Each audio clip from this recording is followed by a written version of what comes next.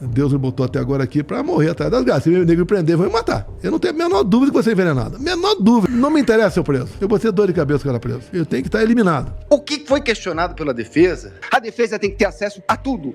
A Constituição diz isso. É o fato de que o delator rompeu com o acordo quando vazou a delação. Nós pedimos acesso integral ao procedimento da colaboração premiada na Procuradoria-Geral da República. O eminente relator entendeu que não era o caso. Diz ele que foi um desabafo. É estranha essa expressão desabafo, porque no desabafo ele diz que não tinha voluntariedade. Isso não é um desabafo. Na versão dele atual, isso teria sido uma mentira. Entendemos que a defesa tem que ter acesso a tudo. O plano era muito simples: dar a eles menos tempo para poder preparar uma defesa e soterrar eles de informação, arquivos inúteis. Foram 40 mil arquivos, mais de 100 mil documentos que foram jogados de forma desconexa, totalmente embaralhados, para que os advogados de defesa tivessem o prazo de 15 dias para preparar a sua defesa. Portanto, apresentou-se uma denúncia. Com essas duas circunstâncias, essa denúncia, quando veio, o ilustre Procurador-Geral da República liberou 8 PETs no dia da apresentação da denúncia. Ele foi intimado, meu cliente, um dia depois. O segundo dia já era prazo. 8 petições, 45 mil documentos. Que até agora, senhor presidente, por Deus que está no céu, eu não sei dizer o que tem esses documentos relacionados com a ação penal. Essas 8 petições, eu não consegui verificar sequer relação. São 45 mil documentos. Na verdade, é um quebra-cabeça que foi, na verdade, exposto à defesa. Vamos mergulhar nas investigações e no julgamento do ex-presidente Jair Bolsonaro. Uma análise detalhada e imparcial dos fatos que cercam esse caso. Para pegar até 28 anos de cadeia com essa acusação que eu tenho que provar que sou inocente, não eles têm que provar que eu sou culpado. Muda-se as regras do Supremo Tribunal Federal para exatamente eles te condenar, para dar um exemplo. Olha, esse cara não quero lá. Você viu o ministro falando, né? Derrotamos o bolsonarismo. Esse ministro não podia votar em nada a meu respeito. O outro ministro falando, o Bolsonaro está mais perto do diabo do que de Deus. Esse não podia me julgar. O outro fala, interferimos sim, mas foi para o bem do Brasil. Não poderia me julgar. Outro entrou com uma ação contra mim, contra advogado do presidente. Não pode me julgar. Ali sim, 3 ou 4 podem me julgar. Se você levar em conta a lei, mas a lei não é usada para mim. Se você quer desvendar a verdade por trás das acusações, não perca esta revelação única. Por se reunir com embaixadores, por subir num carro de som do Cida Malafaia, eu agora cometi 2 crimes eleitorais? Eu nunca vi isso no Brasil, pô. A Dilma, quando foi cassada em 2016, a pena acessória era inelegibilidade automaticamente. Como quem conduziu o processo era Lewandowski, ministro, dentro do Senado, resolveram, tirou fora. Tanto é que ela concorreu ao Senado em 2018. Tudo começou com uma live em agosto de 2021. A partir daí, as investigações contra Bolsonaro se arrastaram por anos, mudando de foco e levantando questionamentos sobre sua real intenção. O presidente Jair Bolsonaro foi o presidente mais investigado da história do país. Uma investigação que perdurou por anos, que começa com o objetivo de investigar uma live de 4 de agosto de 2021. Eles estão falando que devido a uma live que o Bolsonaro fez em 2021, acarretou nas manifestações do 8 de janeiro, quando ele incitou as pessoas a desacreditar das urnas e tudo mais. Então, peraí. Então, a fala do presidente Bolsonaro incitou pessoas quase 2 anos depois, a irem para as ruas e fazer vandalismo? Então eles querem condenar ele por um golpe por causa da fala dele que causou uma consequência 2 anos depois. A ação dele no 8 de janeiro. Não há um único elemento, nem da delação. Aí me criticam porque eu digo que a delação não vale nada e estou dando... Óbvio, porque nem o delator que o acusou fez qualquer relação dele com o 8 de janeiro. Não há uma única evidência a esse respeito. Portanto, apresentou-se uma denúncia. Com essas duas circunstâncias, e eu não tenho tempo, senhor presidente, tenho que falar rapidamente, mas essa denúncia, quando veio, o ilustre Procurador-Geral da República liberou 8 PETs no dia da apresentação da denúncia. Ele foi intimado, meu cliente, um dia depois. O segundo dia já era prazo. 8 petições, 45 mil documentos. Que até agora, senhor presidente, por Deus que está no céu, eu não sei dizer o que tem esses documentos relacionados com a ação penal. Essas 8 petições, eu não consegui verificar sequer relação. São 45 mil documentos. Na verdade, é um quebra-cabeça que foi, na verdade, exposto à defesa. Para a defesa, essa falta de clareza reflete uma perseguição, uma busca desenfreada por qualquer falha que pudesse incriminar o ex-presidente. Numa investigação determinada pelo TSE. No segundo momento, investigava-se o cartão corporativo, os gastos do presidente e da então primeira-dama. Depois investigou-se até uma questão de emendas, para se chegar numa questão de vacinas.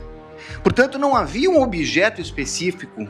E por que eu estou tratando disso, senhor presidente? Porque o inquérito das vacinas é a gênese de todo este caso, onde ocorreu a prisão e depois a colaboração do Coronel Cid. Após anos de investigações intensas, a defesa de Bolsonaro afirma que nada de concreto foi encontrado. A pergunta persiste: onde estão as provas? Como eu disse, é porque não existia nenhum elemento, então começa uma narrativa a respeito de pronunciamentos públicos, para terminar no 8 de janeiro. No 8 de janeiro, que nem a Polícia Federal, que utilizou, como lembrou meu colega, mais de 90 vezes a expressão possivelmente, que não havia certeza, nem a Polícia Federal, que se utilizou dessas possibilidades, afirmou a participação dele no 8 de janeiro. A defesa não tem dúvida que durante a instrução criminal, com a oitiva das testemunhas de acusação, com as testemunhas de defesa e com os esclarecimentos de Braga Neto, porque, eminente ministro Flávio Dino, Vossa Excelência acha razoável que num caso dessa magnitude, a polícia não quis ouvir o general Braga Neto? Que o Ministério Público não quis ouvir o general Braga Neto? Não me parece razoável isso. Não me parece razoável. Parece que a polícia já tinha uma narrativa e pronto. Para que ouvir a defesa? Para que ouvir o general Braga Neto? E eu quero dizer a Vossa Excelência, corroborando até o que o meu querido amigo Celso Vilardi falou, a defesa não está na mesma situação que a acusação. A defesa está com os olhos cobertos. A defesa está com a sua atuação cerceada, ministro Falandini. E esse cerceamento não foi praticado pelo eminente relator. Não foi. Isso precisa ser dito na tribuna.